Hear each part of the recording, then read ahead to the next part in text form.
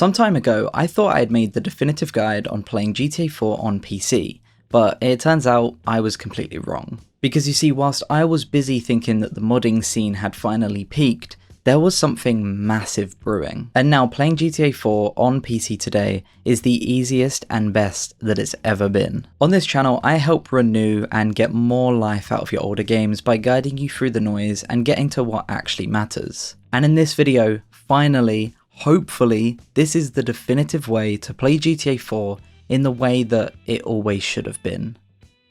Now there are chapters throughout this video to help you, skip along, and if you're more adept at modding and a lot of these concepts are extremely basic to you and you don't need to go over them, then that's what that's there for. But if you're new or just need a refresher, I highly implore you to watch the video from start to finish so that you don't miss any crucial details. Also, massive thanks to Gillian's modding guide, as that's the main resource that this video is going to be pulling from. If and when this video gets outdated, I'm going to be linking his guide so that you can go there, as that's going to be the most up-to-date place, as I can't easily update this video without, making a new one. Every website, mod, or resource is going to be linked down below on my Notion page, so use that to follow along nicely. Now, everything good requires good preparation as well, so we're going to prepare a few things and go over a few basic concepts so that you can better understand how this all is going to work. Firstly, make sure that you can actually run the game. This is pretty easy since it's an older game, so any amount of modern hardware will get you through, but here are the minimum and recommended specs. If you're running Windows, then you should be on 10 or 11 with the latest updates available. This should also work on any up-to-date Linux distros that are suited for gaming. Older Windows versions or other operating systems may not work here. Then if you haven't already got yourself a copy of the game, you can get it on Steam or the Rockstar Games launcher. To help you out, I've gathered a few sites where you can get the games cheaper, because Rockstar Games has made it so hard to just get the game nowadays. These sometimes go out of stock, so I've linked a few to make sure there will be at least one that has stock available.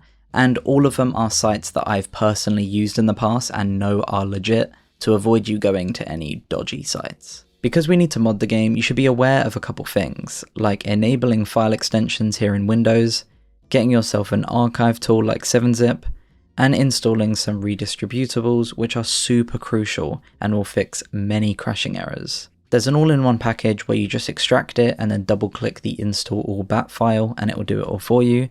And then the DirectX 9 installation, which is installed like any other program. It will ask you where you want this to go, and you can just put it anywhere. I just put it in my C drive. Up-to-date GPU drivers are also really important too. Just open your NVIDIA or AMD app and just make sure that you've got the latest.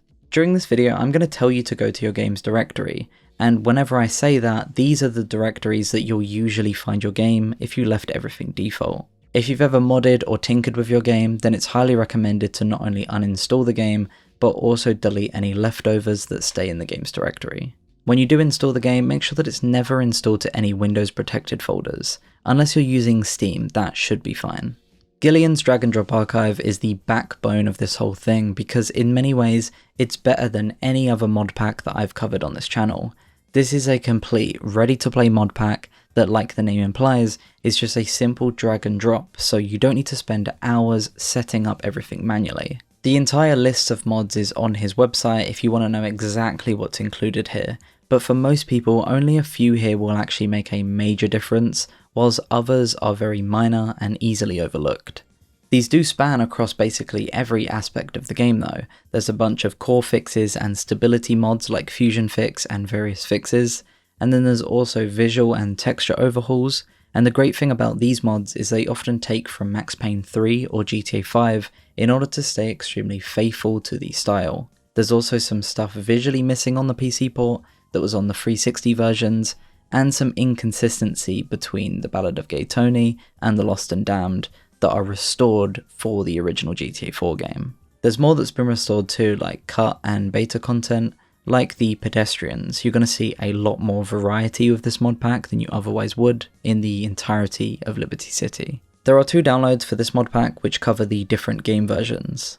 In typical Rockstar Games fashion, in 2020 they released the Complete Edition, which is the most up-to-date version, but of course, similar to the Definitive Edition, this is not a complete edition at all. Therefore, some people stuck to that older version that was before the Complete Edition. So which one do you pick here? To boil it down, what the mod pack is going to do to both these versions is on the older version, it's going to include way more quality of life changes, but at the cost of some fixes from Fusion Fix. Whereas if you go with the latest version of the mod pack, it's considered to be overall more stable and way more polished. My suggestion is to go with the most up-to-date complete edition if you're going for that faithful vanilla playthrough style. This is for anyone that is a new player or returning and they just want a stable, simple game. For anyone that wants something extra though, that older version mod pack is going to be more of a vanilla plus playthrough, and it's for those that are perhaps replaying the game. Also, if you want to play online, then the older version is the only version that allows it. For this video I'm going to be installing the complete edition version, but the installation process is pretty much identical. First, download the archive and then extract it into the game's directory where GTA4.exe is located. If your graphics card is here or it's newer than the ones that are here, then you'll just want to use the setup utility, which is going to make installing DXVK really easy. This does require that you download .NET 6 runtime for it to work properly, so if you just want to get it manually instead, then I'll cover that in the optimization part of the video. You can continue without it for now though. If you do want to get it automatically though, open the utility and then point it towards your game's directory, and then click Install DXVK. Then click Setup Launch Options. When you press OK here, what it will do is copy those launch options to your clipboard, so then you right click your game in Steam, go Properties, and then paste them in there. Rockstar Games Launcher is basically identical, but the field is called Launch Arguments instead. If you want to do this to a shortcut of the game, you can do that too by just going to its properties and then pasting them right at the end of the target field. Now if you don't want to use the setup utility, then these are the launch options that you need to paste.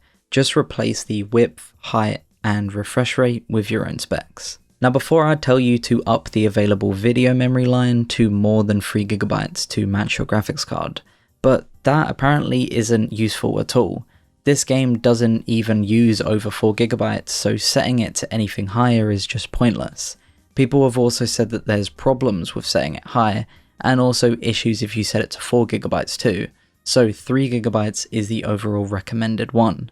If your graphics card has less than 3 GB though, then that's when you want to change it. Now you can find out how much VRAM you have by right clicking the Start menu, going Task Manager, Performance, then GPU. Dedicated GPU memory is the amount of VRAM that you have. Last thing to do is just to turn off shader pre-caching within Steam, as that is known to cause some issues. It's in Settings and then the Download tab all the way down at the bottom. Toggle it off.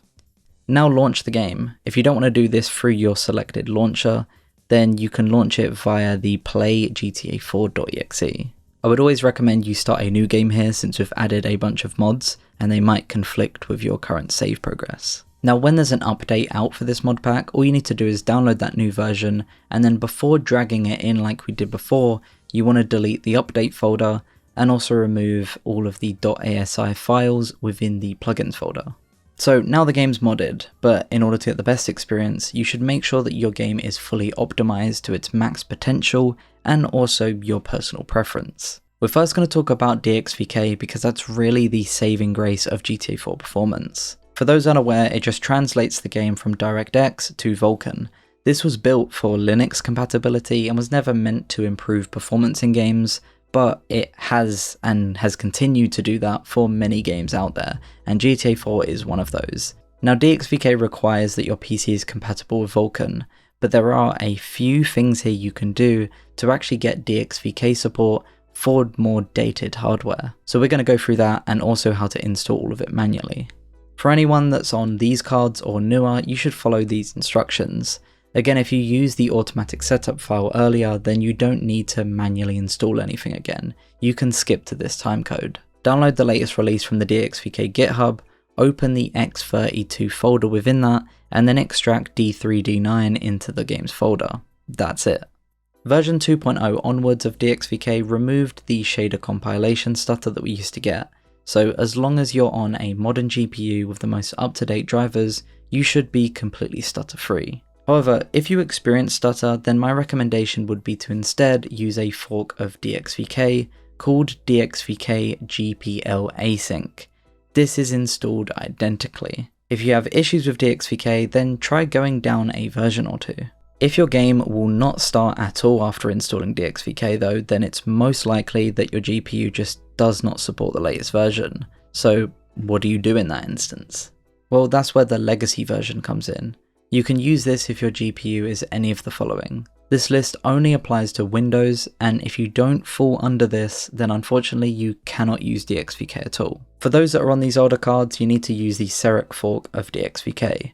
If that fails though, there are two backups. You can use DXVK and DXVK Async versions 1.10.3. You can download all of these DXVK versions the exact same by going into the x32 folder and extracting that D3D9 file. Now back to what everyone should do. If you use the automatic utility from earlier, you already have this set up, so you don't have to worry. But if you install DXVK manually, then you want to create a file called dxvk.conf. Open this with a text editor and then add these lines here. If you're using DXVK Async or GPL Async, then add these two lines too. You can add these lines to potentially speed up shader compilation. Change the values to the amount of CPU threads that you have. You can find this again in that Performance tab of Task Manager under Logical Processors. Now for in-game graphics settings, these are the ones that you're going to want to set. These assume that you're running the recommended specs or higher, and aim to give you the best of both worlds of visuals and performance. There are some important notes for some stuff here though, like shadow quality. This setting controls the resolution and distance the shadows render. Drop this to high if you want more frames. For shadow filters there are 3, and they're personal preference. Just choose between sharp, soft, and CHSS. View distance you should set between 25 and 70. 25 is quite basic in terms of details in the background, but anything over can cause pop-in. If you're okay with stuff popping in though, then 70 is the best, as going beyond that has diminishing returns. Detail distance is the same story, but the pop-in issues start above 31 instead of 25. So go with 31 if you don't want pop-in, or 70 if you want that extra density to the scene. VSync should be off because you'll want to either use the one that's implemented in DXVK or via your graphics card control panel. Now FPS limiter should be set to 60. You can go above this and actually complete the story now thanks to mods, but there's just still going to be some bugs and inconsistencies here, so it's recommended that for the smoothest experience, you stick with setting this to 60. Some of the minigames in the game may be harder than they're supposed to be at 60 as well, so you might want to go down to 30, but honestly that's up to you. I found that this in-game limiter can be quite choppy in terms of frame times, and whilst I'm not an expert on this kind of thing, I have heard that the in-game limiter for games tend to be the one with the least amount of hit to your input latency. I don't have the tools to test input latency correctly, but what I can test is the frame times, and between the in-game frame limiter and the RivaTuner frame limiter, RivaTuner is just completely stable and rock solid in comparison. So go with that if you want the smoother frame times. You can add GTA 4 as a game within the program, and then of course make sure that you set it to 60 inside the frame limiter section. You can use lossless scaling to artificially increase the frame rate here, or use something like the built-in features within the Nvidia or AMD control panel if your graphics card supports that. In display settings you should set these up. Console gamma is technically preference, but it's on by default, and the reason is that PC was never supposed to look as washed out as it does, so this brings it closer to the 360 version. There's also the game tab, but these are all personal preference. Borderless windowed can be set here by enabling both the windowed options, and you can also have it skip intro and the start menu. You can also remove the letterbox and pillar boxing from the cutscenes, and make it check for updates for Fusion Fix so that you know when it's time to update. Unfortunately, GTA 4 will still GTA 4. It's gonna screw you over wherever it can. Weirdly for me, I actually encountered no issues, and that's a first for this game for me, but every PC is different, and some people might encounter loads of issues, or none at all. So I implore you to go to the troubleshooting section of the text guide, and just go over there and see if your issue is there, and if there's a fix for it. Unfortunately, there's just too much to take into account here to cram it all into this video, so that's going to be the best place to go. I had a hope that one day we would have a mod pack or guide for this game, but to see it basically on par with the modding link guides for Fallout, which if you know, those are some of the best modding guides out there. For this to be on par with that is honestly just a dream come true. It's also got some additional mods that the author recommends, stuff like high quality maps, which to be honest, I don't think make a tremendous amount of difference between the two, but if you're on really high resolution monitors, it probably looks a whole lot better than it does on my PC. So if you followed along, you're now the proud owner of a fully optimized, stable and smooth GTA 4 experience. And honestly, it's a long time coming. The game should have shipped like this. Now I want to thank the channel's Patreons who support this channel monthly. This support means the world to me because these videos take a long time to edit, write, record, etc. So by having this support here, it means that I get to make these more in-depth and niche guides. Becoming a member allows you to see my Patreon posts, which basically anything behind the scenes or extra that I have to share will go onto the Patreon, and also you get an exclusive role if you join the Discord community server. You can become a Patreon of the channel from just £1 a month, and all of the tiers get the exact same benefits. And if you love the content and want to support for free, then subscribing is by far the best way to do so. Also, if you're into GTA content, there's plenty more on the channel. Here's one that you should watch. See you over there.